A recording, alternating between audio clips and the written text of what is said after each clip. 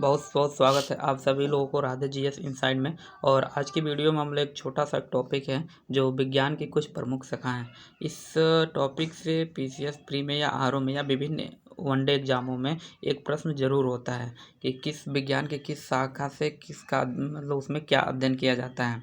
तो ज़्यादा देरी न करते हुए शुरू करते हैं। पहला तो वीडियो स्टार्ट करने से पहले कहना चाहूँगा कि चैनल को सब्सक्राइब कर लीजिए ताकि जब भी अगला वीडियो डाला जाए तो इसका नोटिफिकेशन आप लोगों के पास पहुंच जाए।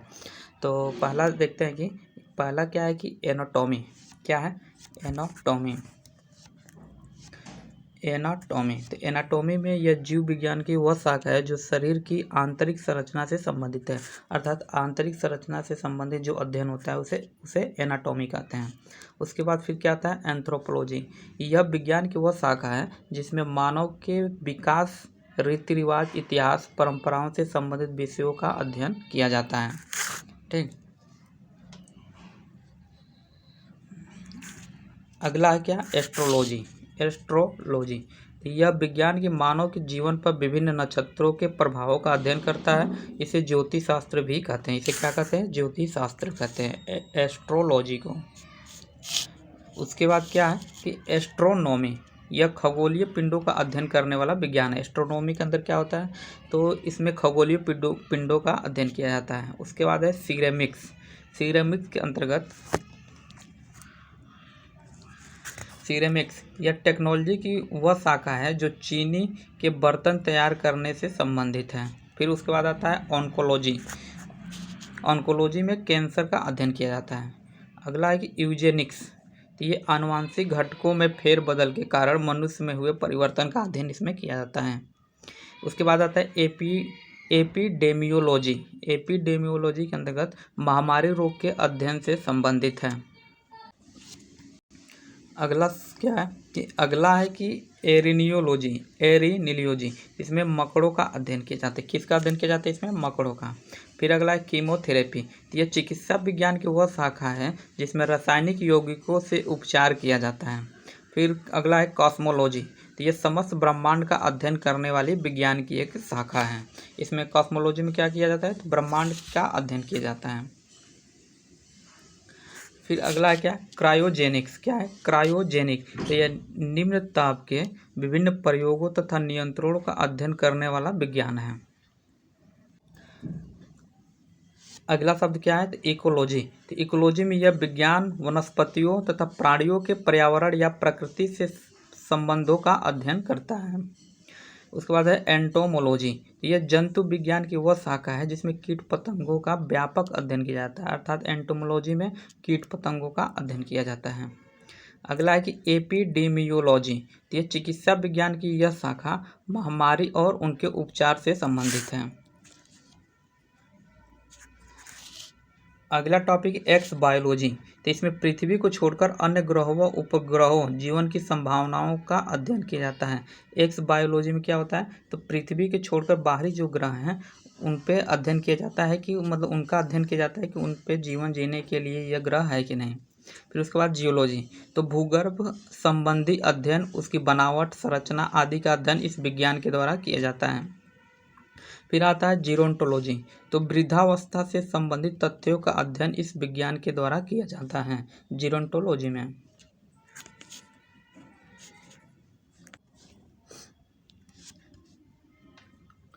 अगला क्या है तो हॉर्टिकल्चर। इसमें फल, फूल व साग सब्जी उगाने, बाग लगाने, पुष्प उत्पादन का अध्ययन इस विज्ञान के द्वारा किया जाता है। फिर आता है क्या तो हाइड्रोपैथी। तो इस विज्ञान के द्वारा पानी से रोगों की चिकित्सा होती है। हाइड्रोपैथी में क्या होता है तो पानी से विभिन्न रोगों की चिकित्सा मतलब उनके विभिन्न रोगों को ठीक किया जाता है पानी के माध्यम से। फिर आता है हाइजीन। तो स्वास्थ्य की देखभाल करने वाला यह स्वास्थ्य का विज्ञान है।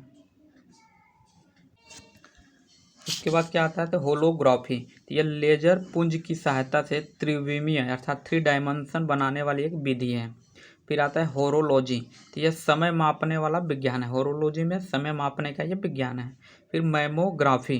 तो यह स्त्रियों में पाए जाने वाले ब्रेस्ट कैंसर की जांच करने वाली चिकित्सा विज्ञान की एक शाखा है मैमोग्राफी। फिर अगला क्या है मीट्रियोलॉजी।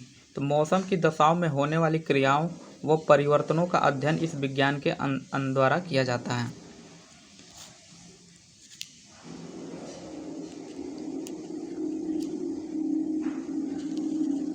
अगला क्या है? मैमोग्राफी। मैमोग्राफी तो ये स्त्रियों में पाए जाने वाला ब्रेस्ट कैंसर की जांच करने वाला ये चाहिए तो क्या है।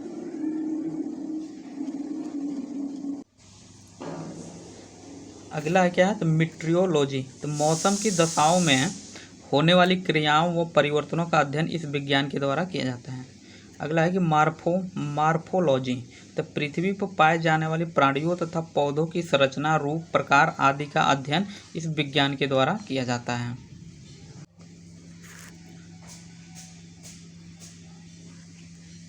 अगला है क्या? तो न्यूरोलॉजी। क्या है? न्यूरोलॉजी तो मानव शरीर की नाड़ियों या तंत्रिकाओं का अध्ययन किया जाता है। फिर ओडोंटोग्राफी।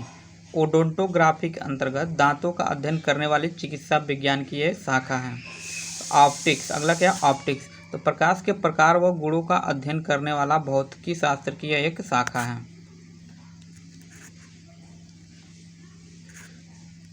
अगला क्या आता है? तो आर्निथोलॉजी तो इस विज्ञान में पक्षियों से संबंधित अध्ययन किया जाता है। फिर ऑस्टियोलॉजी तो प्राणी विज्ञान की शाखा में इस शाखा में हड्डियों का अध्ययन किया जाता है। ऑस्टियोलॉजी में क्या किया जाता है? तो हड्डियों का अध्ययन किया जाता है।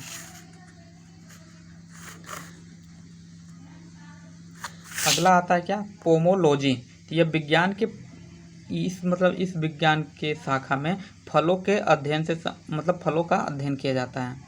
फिर आता है क्या? सिस्मोलॉजी तो विज्ञान की इस शाखा द्वारा भूकंपों का अध्ययन किया जाता है।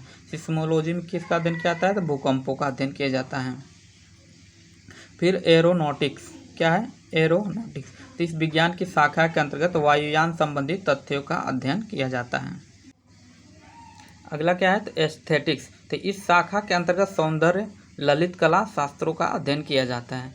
फिर एग्रोस्टोलॉजी तो यह घासों से संबंधित विज्ञान की एक शाखा है। फिर ओवरी कल्चर तो यह वृक्ष उत्पादन संबंधी विज्ञान की एक शाखा है। फिर क्या है? आर्कियोलॉजी तो यह पुरातत्व संबंधी विज्ञान की एक शाखा है।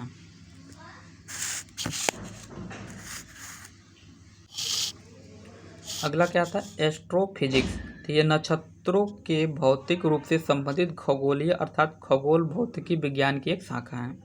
फिर अगला क्या है?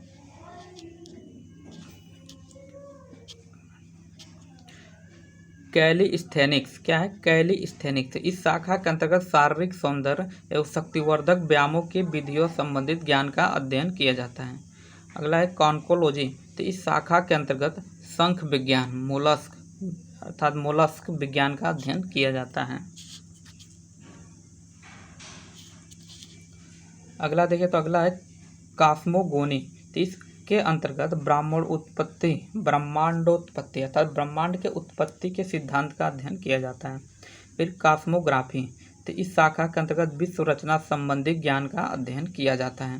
क्रिप्टोग्राफी तो इस शाखा के अंतर्गत गूढ़ लेखन या बीज लेखन संबंधी ज्ञान का अध्ययन किया जाता है। और ये क्रिप्टोग्राफी देखिए, ये जीएस में नहीं पूछा था लेकिन सीसेट में ये क्रिप्टोग्राफी से एक प्रश्न पूछा हुआ था इस बार 2024 के पीसीएस में। तो कहीं का प्रश्न कहीं भी पूछ सकता है। जितनी ज़्यादा जानकारी रहेगी उतनी ही ज़्यादा एग्ज़ाम निकलने के अधिक संभावना रहते हैं। ठीक है, तो अगला देखते हैं क्या है? एपिग्राफी तो इस शाखा के अंतर्गत शिलालेख संबंधी ज्ञान का अध्ययन किया जाता है। फिर अगला एथनोग्राफी तो इस शाखा के अंतर्गत मानव जाति का अध्ययन होता है। फिर इथोलॉजी तो इस शाखा के अंतर्गत प्राणियों के आचार तथा व्यवहार का अध्ययन किया जाता है। अगला है जिनकोलॉजी तो इस शाखा के अंतर्गत जीवों के जातियों के विभेदों का अध्ययन किया जाता है। फिर है जियोडेसी तो इस शाखा के अंतर्गत भूगणित ज्ञान का अध्ययन किया जाता है। फिर जियो मेडिसिन यह औषधि शास्त्र की वह शाखा है जो जलवायु व वातावरण का स्वास्थ्य पर प्रभाव का अध्ययन करती है।